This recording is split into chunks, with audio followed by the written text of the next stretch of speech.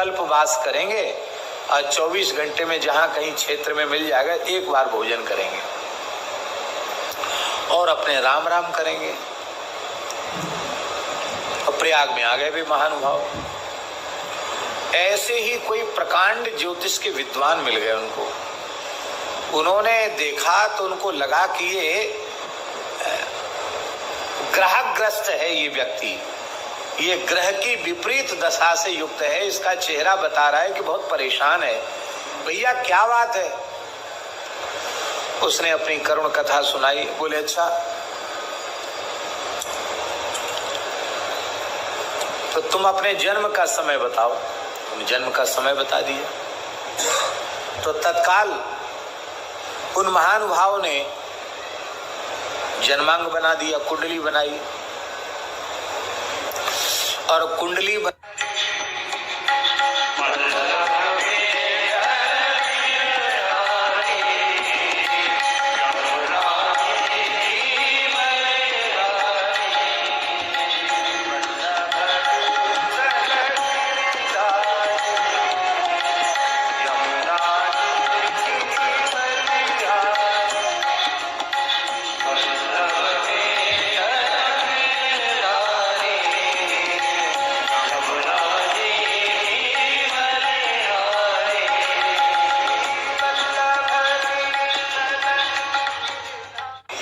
बात गोस्वामी जी कह रहे हैं। खेती बने बनिज न भीख भली, अफल पाय कदम्ब कुसमय जानव पाम विधि, राम नाम अवलंब। राम नाम का सहारा ले लो तो कुसमय भी सुसमय के रूप में परिणित हो जाएगा।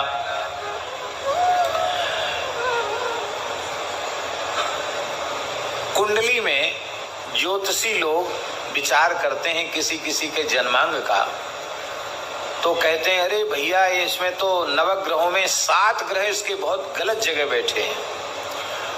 और कुछ लोग कहते हैं कि अरे 5 ग्रह जो है पंचग्रही योग है और बड़ा विपरीत योग है, ये तो हमेशा दुख ही पाएगा ये जातक। ये गलत भाव में बैठे हैं ये 5 ग्रह, ये गलत स्थान में बैठे हैं 7 ग्रह, अथवा अशुभ ग्रह की दृष्टि इन पर है, तो ये जातक के लिए शुभ नहीं है। तो तुलसीदास जी रामाज्ञा प्रश्न के इस दोहे में कह रहे हैं कि भैया किसी को ज्योतिषी ने घबरा दिया हो कि तुम्हारे 5 ग्रह खराब हैं और तुम्हारे 7 ग्रह खराब हैं। अरे 5-7 की छोड़ो, 9 के 9 ग्रह खराब हो तो भी तुम राम राम करो तो इन नवग्रहों की सामर्थ्य नहीं तुम्हारा अनिष्ट करने।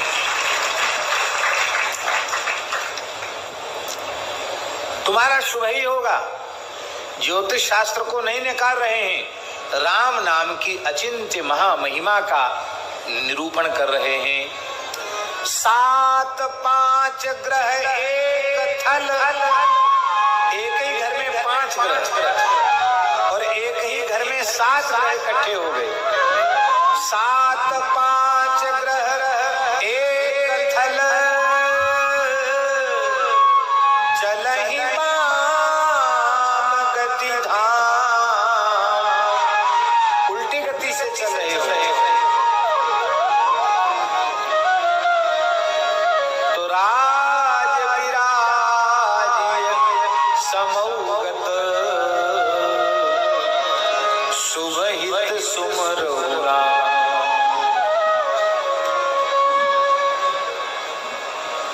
ऐसा व्यक्ति जिसके एक ही घर में 5 या 7 ग्रह आ गए हों और वो विपरीत भाव में हो, विपरीत अवस्था में हो, प्रतिकूल गति वाले ग्रह हो, तो राजा भी होगा तो रोड पे आ जाएगा, राजा भी होगा तो भिखारी बन जाएगा। राजा है पर ये विपरीत समय आने पर वो अवश्य फल देंगे। कहते लेकिन हम उपाय बताते हैं कि 5 7 नहीं 9 के 9 उल्टे पलटे हो जाएं तो भी यदि आप राम नाम का जप करते हैं तो आपका कुछ भी अनिष्ट नहीं हो सकता। एक भैया जी एक घटना सुनाते हैं। एक व्यक्ति थे, वो भगवान के भक्त तो थे, वस्तुतः भक्त थे, लेकिन ऐसा ही कोई विपरीत ग्रह नक्षत्र का योग था जिसमें बहुत त्रस्त थे, परिवार से भी भगाए गए थे, निकाले गए थे और एकदम बड़ी माने अत्यंत दुखद स्थिति में थे। तो तीर्थराज प्रयाग के कुंभ में गए तो मन में आया कि भाग्यहीन तो है ही हैं, खाने के लाले पड़ रहे हैं, यहाँ कम से कम कल्पवास करेंगे और 24 घंटे में जहाँ कहीं क्षेत्र में मिल जाएगा एक बार भोजन करेंगे और अपने राम राम करेंगे। और प्रयाग में आ गए भी महानुभाव।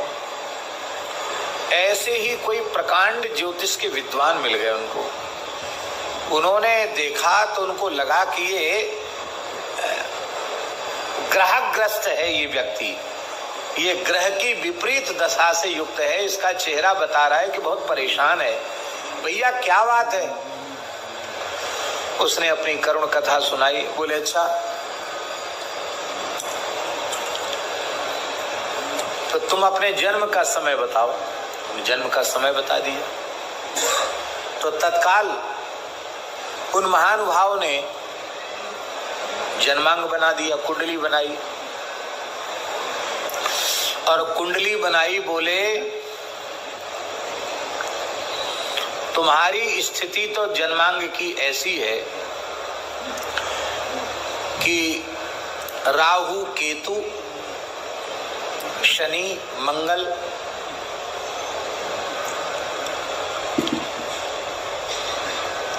शुक्र ये सबके सब इस प्रकार की स्थिति बना रहे हैं कि तुम्हारी आयु इतना प्रबल मारक योग है।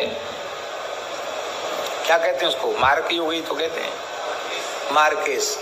इतना प्रबल मार्केश है कि हमारे ज्योतिष की गणना के अनुसार तुम्हारी आयु अभी 1 महीने से ज्यादा नहीं।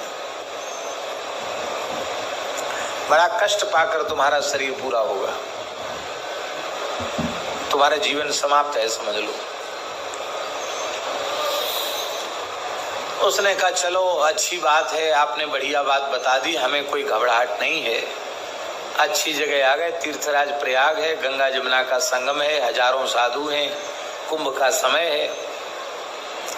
तो अब हम कुछ न कुछ करेंगे। क्या करोगे? अरे बच्चा, किसी ग्रह के मंत्र के जप में अब वह सामर्थ्य नहीं है कि तू बच सके, क्योंकि इतनी विपरीत स्थिति है, प्रबल मार्केश है तेरा। तो ठीक है, वो भक्त था, भक्त। उसने कहा भैया ये सारा ब्रह्मांड भगवान का बनाया है, तो ग्रह गोचर नक्षत्र ये सब भी तो भगवान के बनाए हुए, राम जी जो करेंगे सो ठीक ही होगा। मौन हो गया और उसने राम राम जपना शुरू कर दिया। आश्चर्य की बात है, उसके सिर में भी दर्द नहीं हुआ और महीना भर पूरा हो गया। मार्केश का समय निकल गया, उसके सिर में भी दर्द नहीं हुआ। महीना तो पूरा हो गया। तो उसने सोचा कि चलें ज्योतिषी जी का फिर से दर्शन करावें। फिर गया दर्शन करने। उनको बड़ा आश्चर्य हुआ। बोले तुम जीवित कैसे हो? कैसे हैं? देख लो आपके सामने है।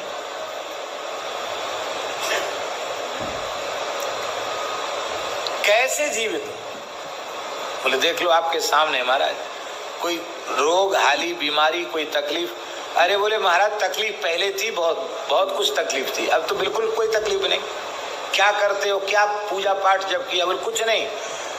मौन होकर 1 महीना तक आपने समय बताया था, अहरनिश राम नाम का जप किया और कुछ नहीं किया, केवल राम नाम का जप किया।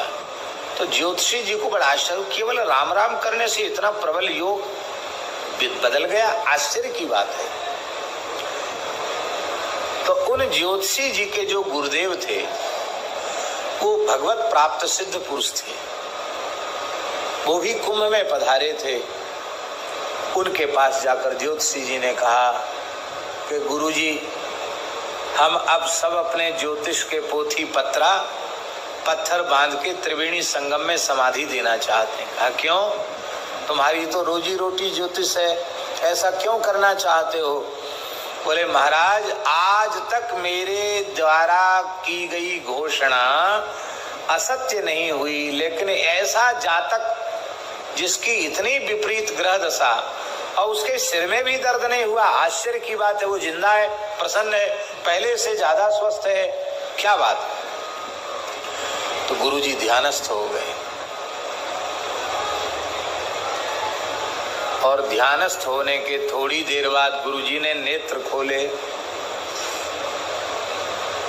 बोले पंडित जी, ये महा महिमामय राम नाम की महिमा है। कैसे? बोले जब इसने भजन करना शुरू किया तो जो ग्रह गोचर की स्थिति है उसमें विवाद छिड़ गया। बोले भैया तुम्हारा पहले समय, तुम जाओ पहले उसको कुछ सताओ। सबसे पहले मंगल को कहा कि तुम सताओ। मंगल बोले हम नहीं जाएंगे, चाहे भले ही बकरी हो, विपरीत हो, मारकेस हो, हम नहीं जाएंगे। क्यों?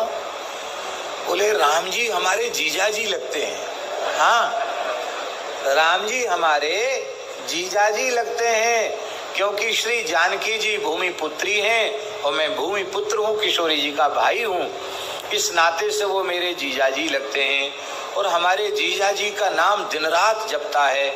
ऐसे अपने जीजा जी के परम शरणागत भक्त का हम कुछ भी नहीं बिगाड़ सकते। हम बिगाड़ेंगे नहीं, हम बनाएंगे जरूर उसका काम, बिगाड़ेंगे नहीं। पीछे हो गए। मंगल मना कर दिया। बोले देखो चलो, इन्होंने तो रिश्तेदारी निकाल ली। शनि ग्रह से कहा कि आप तो बड़े कठोर शासक हैं, सबको जब दंड देते हैं तो किसी को नहीं देखते, महात्मा दुरात्मा किसी को नहीं देखते, सबको एक लाठी से हाँकते हैं। शनि ग्रह बड़े बलवान हैं। वैसे लोगों में भक्ति भले ही ना हो, पर शनिवार होवे और पीपल दिखाई पड़े तो अपने आप सिर झुक जाता। वैसे हमेशा ही झुकना चाहिए पीपल को देख के सिर, लेकिन शनिवार को पीपल देख के सिर जरूर झुकता है। शनि से सब घबराते हैं, परेशान रहते हैं। शनि ग्रह से कहा कि तुम जाओ, तुम्हारा मार केस है। शनि ने कहा कि ये तो संभव ही नहीं है। क्यों? क्योंकि मैं महायोगी भगवत भक्त हूँ, निरंतर भगवान नाम का जप करने वाला हूँ और मैं सूर्य पुत्र हूँ और हमारे राम जी सूर्य वंश में प्रकट हुए हैं और उनका ये भक्त है, राम नाम का जप करता है। मैं बिल्कुल इसका अनिष्ट नहीं कर सकता, मैं तो शुभ ही फल दूंगा, मैं इसको बचाऊंगा, मारूंगा नहीं इसको। शनि ने मना कर दिया। राहु केतु भी खराब स्थिति में थे। भैया तुम तो दैत्य हो, तुम तो अपना फल दे दो इसको। विधाता ने कहा तुम तो अपना फल दो, विपरीत फल। तो राहु केतु बोले कि हमको न फल देना न फूल देना। क्यों? बोले भगवान के चक्र का प्रताप हमें मालूम है। अमृत पी लिया था, 2 टुकड़े हो गए, धड़ केतु हो गया, सिर राहु हो गया, और अब उनके अनन्य नाम जापक भक्त को हम सताएंगे तो पता नहीं हमारे कितने टुकड़े हो जाएंगे।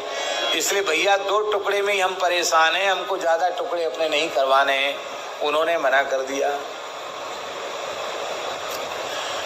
शुक्राचार्य जी से कहा कि भाई आप दैत्य गुरु हो, आप तो कुछ करो कम से कम। शुक्राचार्य जी बोले